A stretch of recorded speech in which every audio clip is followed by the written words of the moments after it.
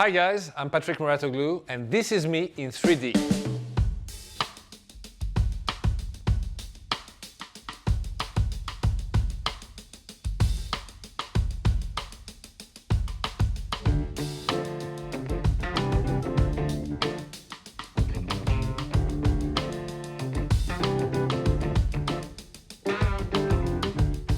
It means being lucky to do the things that I love the most every day and try to help people achieve their goals.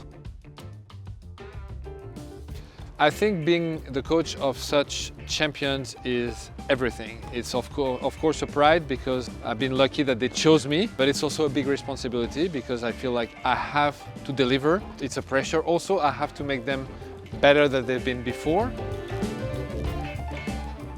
Talking about strong, I have to talk about Serena because she's I think the greatest athlete that I've ever seen in the women's world.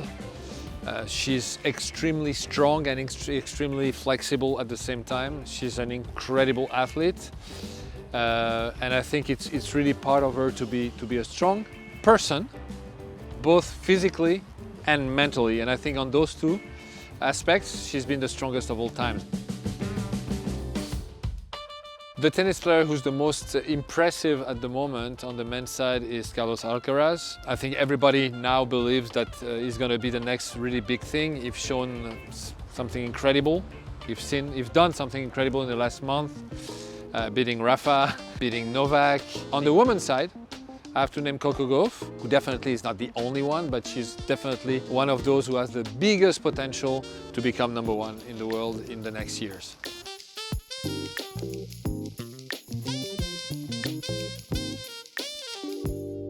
Gym workout counts a lot in the life of a professional tennis player. First, all the warm-ups and all the cool-downs are done in the gym.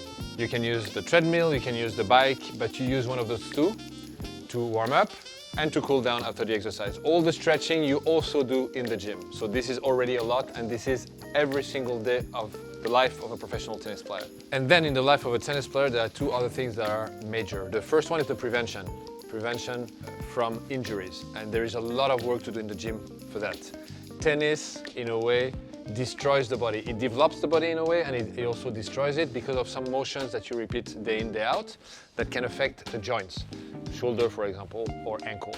So it's very important to do everyday prevention. This prevention process takes place in the gym. And finally, you have the development, and because you want the player to be stronger, faster, more flexible, most of the work you also do in the gym. So if you look at it, I would say that maybe 80% of the time used for physical training is made in the gym. For the preparation of a tennis player, you have several machines that are extremely important that they use every day. I said it, the treadmill, because of the warm-ups, because of the cool-downs, or the bike. But you have also all the things that you use for the development of the player. This bench, for example, or for the prevention. I believe that 80% of the time spent in physical training for a tennis player should be in the gym and 20% on the track. First of all, on the track, the only thing in a way you can do is run. In the gym, there are 100 things you can do, and you can work on absolutely the whole body first. And second, the way you run on a track is completely different from the way you run on a tennis court. I'm talking about your position. On a track, you're high, your legs are fully extended. On a tennis court, you are low on your legs, and it's a completely different way to run. So if you do too much track, it's not gonna convert as well on the tennis court. When you're in the gym, you can be much more precise on everything you do. My relationship with the gym has changed radically since I have met Technogym products because it's very complete. There is absolutely everything you can need.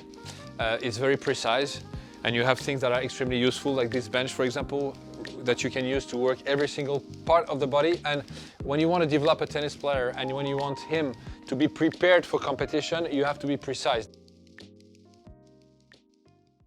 My favorite Technogym products are the ones that I use every day. I use every day the skill run, the skill bike, and the bench. Why? Warm-up, recovery, and precise strength work for the tennis players.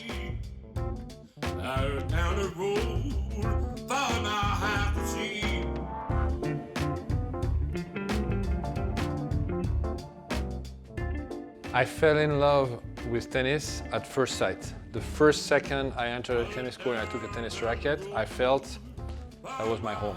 I was very young, I was 4 years old. I came to the tennis courts because my parents were going to the tennis club every weekend. I was extremely shy as a child. I had a very bad opinion of myself. And the tennis court became really my place, the only place in the world where I felt safe because I think I was good at what I was doing. I felt powerful, where I felt so bad and so weak anywhere else in the world. But once I was stepping on the tennis court, I was feeling good. So that was the place I wanted to be all the time.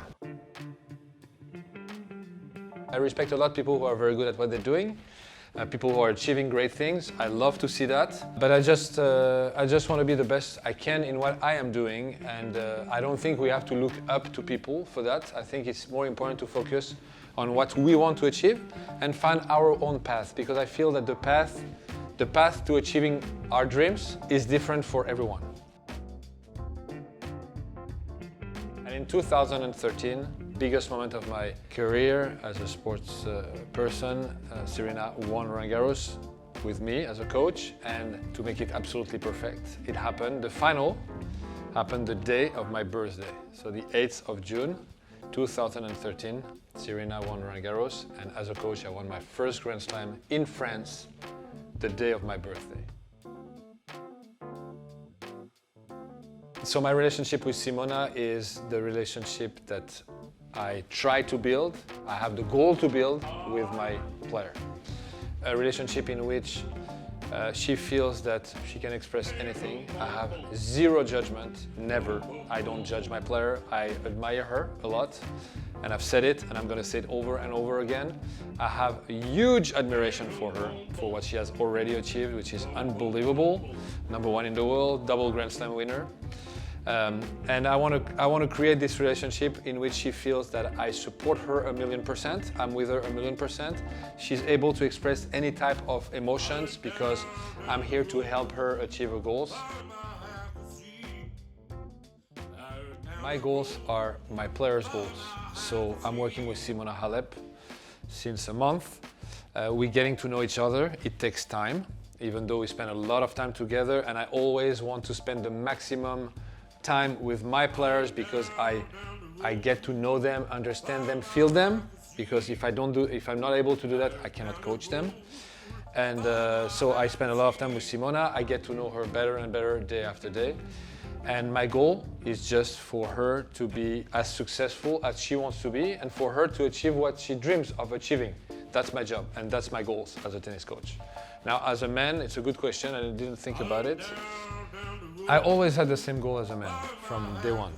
I am very aware that we are on this planet for a short period of time and we have to make the best out of this period of time that we spend on that planet. We're lucky to be born one day. It's an incredible gift. And from day one, I thought I'm gonna have the best possible life I can have. And the best possible life is building something that gives me a lot of pleasure. And doing the job I'm doing, I feel I'm super lucky because I know there are not so many people who do as a job their passion, and this is my passion. I look down the road, far as my eye could see. I look down the road, far as my eye could see. Now I see you on the tennis court.